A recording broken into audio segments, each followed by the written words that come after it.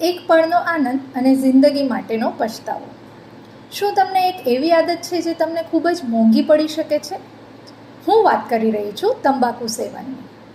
તંબાકુ, ભલે પછી એ સિગારેટ, બીડી અથવા ગુટકા હોય, ફક્ત કેન્સર, હૃદયરોગ અને ફેફસાના રોગ જ નહીં, તાજેતરના અભ્યાસ પ્રમાણે તમાકુમાં રહેલા હાનિકારક રસાયણો ઇન્સ્યુલિન રેઝિસ્ટન્સ ઉત્પન્ન કરે છે.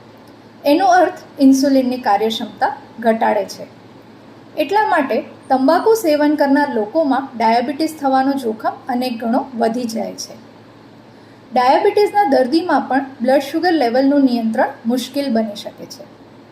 તંબાકુ અને ડાયાબિટીસ બંને સાથે મળીને તમારા હૃદય, કિડની, આંખ, મગજ, પગની નસો અને ચેતાતંત્રની ગંભીર જટિલતાઓનું જોખમ પણ વધારી શકે છે.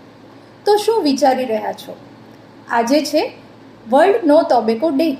તો ચાલો આ દિવસે સંકલ્પ લઈએ અને ટોબેકોને કહીએ બાય બાય.